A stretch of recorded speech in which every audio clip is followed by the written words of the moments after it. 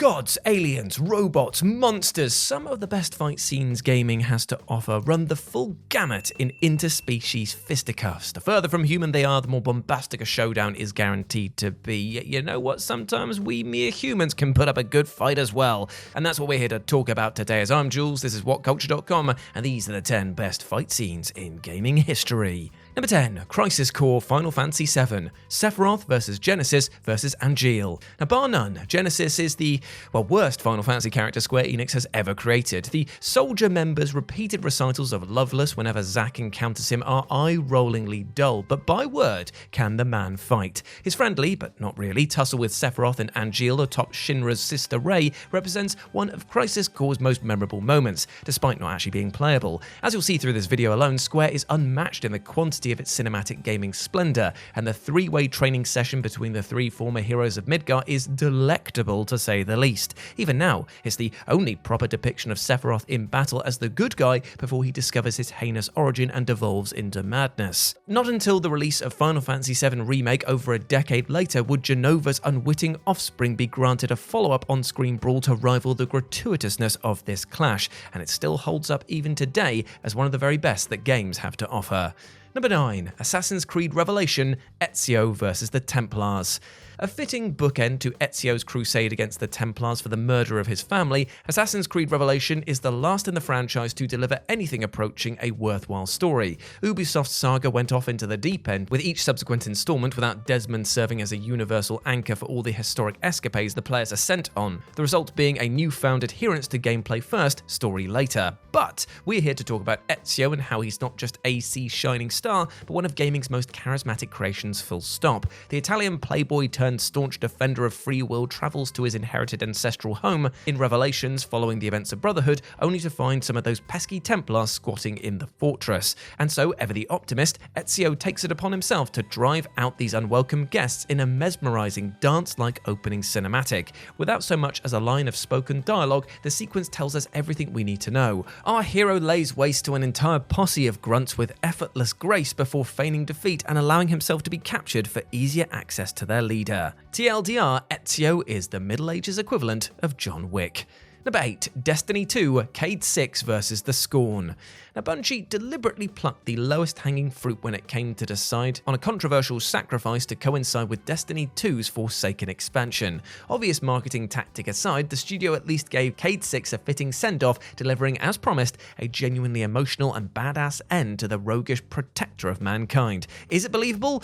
Well, in the context of Cade being an immortal guardian who can only truly die if his ghost is destroyed, well, not really actually, but the cinematic serves as a farewell to Nathan Fillion's digital insert, and it hits a home run in every other regard. Bungie has always been the king of hype. Just see any trailer for a Destiny 2 season or expansion, and seeing Cade 6 single-handedly take on a horde of his would-be killers in a last stand scenario surpasses even that reputation thanks to sublime movie-like quality when it comes to choreography and storyboarding. Years after the fact, fans have since learned that the Hunter Vanguard, fortunately or annoyingly depending on your opinion of fiction with no finality, isn't dead. Surprise! And Fillion will be returning to voice Cade in Destiny 2's upcoming Final Shape expansion, but who knows if he'll be sticking around.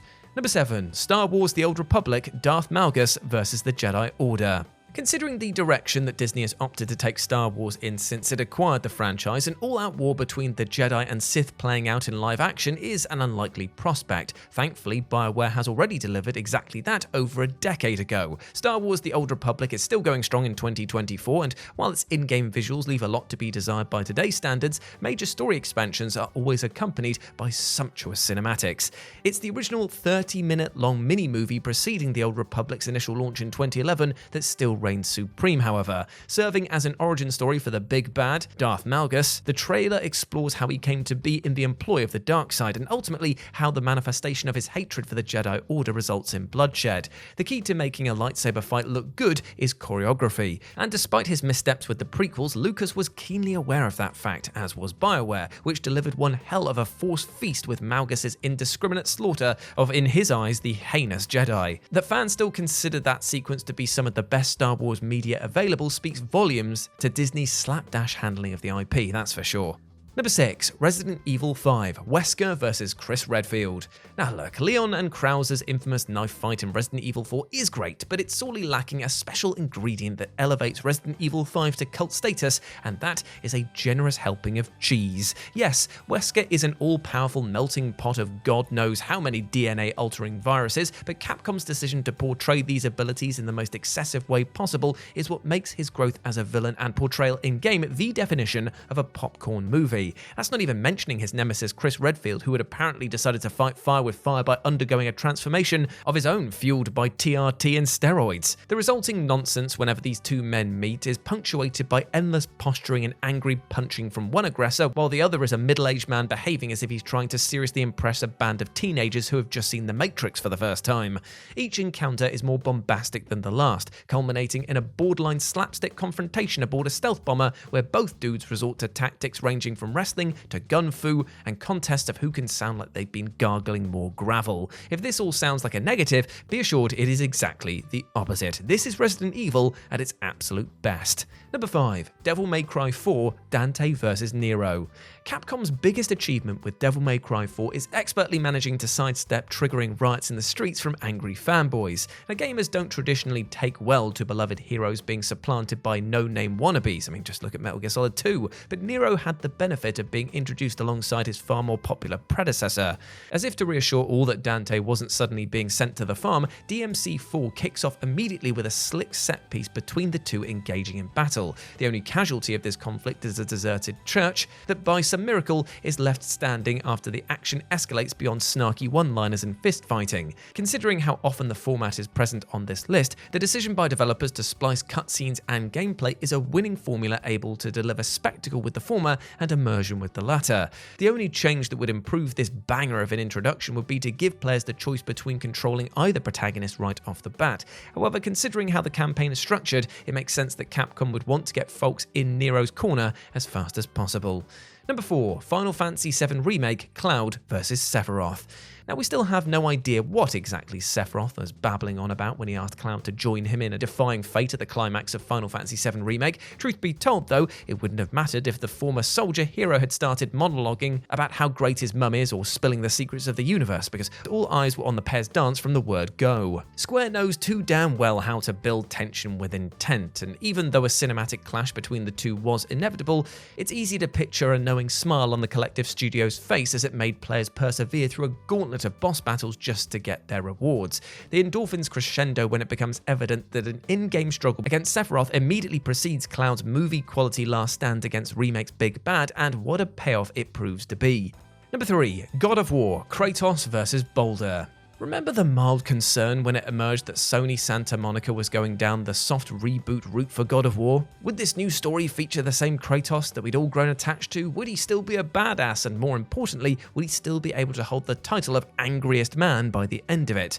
It took an hour with the reimagined series' first installment to learn the answer to all those burning questions was an emphatic yes. Following some brief exposition to establish the new world in which the ghost of Sparta has found himself in the circumstances of his relocation, Boulder comes a knockin' and he's not here for a chin wag. Balls to the wall fisticuffs soon follow, and to put it bluntly, the sense of raw power you're made to feel while beating the living daylights out of Odin's unruly son is intoxicating. The utterly brutal battle of attrition is felt in every breath that Kratos takes, each intake of air more difficult than the last when Boulder refuses to concede victory even after being pummeled into submission. That the entire sequence is rendered in-engine, well, that's just outrageous.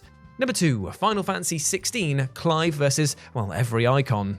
It's unfair to label Final Fantasy XVI as a one-trick pony, because Clive's decade-spanning story is one of the best Square has ever delivered in a mainline series entry. But no matter how favourably the narrative is compared to the works of George R.R. Martin, it's the icon encounters littering its runtime that are going to be remembered way longer after its release. The sense of spectacle when facing off against Garuda, Bahamut, Odin, and the rest of Final Fantasy's iconic summons is unparalleled. That's not hyperbole either. The sheer amount of cheddar Square invested resulted in bringing each of Clive and, by proxy, Ifrit's major skirmishes to life must have been astronomical, but you know what? It was money well spent.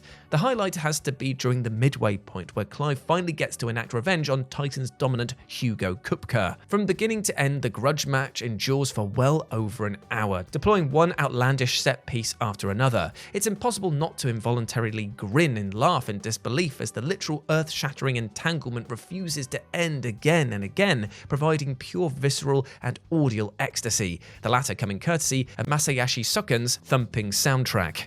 And number 1, Tekken 8, Jin vs Kazuya. Now, it's no surprise that one half of fighting game royalty would ultimately take the top spot this time around. The 8th installment in Bandai Namco and Akira's long-running Tekken series is utterly unhinged in the best way possible, primarily due to how the climax of its central conflict is depicted. Jin and Kazuya's father and son feud finally comes to a head following a decades-long power struggle in a no-holds-barred battle of attrition between the two angry, sweaty, devil-powered men. How did a franchise primarily about unremarkable global martial arts tournaments evolve into the ultimate face-off between good and evil, you might ask? Well, the 7 predecessors to this crowning cinematic achievement can fill you in there, but suffice to say that escalation is real. Jin and Kazuya are more or less gods at this point thanks to the devil gene. The final battle, which sees the pair attempt to resolve their family squabbles in literal outer space atop a meteorite slowly descending to Earth, eventually comes full circle back to the series' roots by stripping them of their paranormal abilities and reaching a resolution with humble fists. The entire mini-saga is a splicing of cinematic sorcery and actual gameplay deserving of whatever the gaming equivalent of a Michelin star is.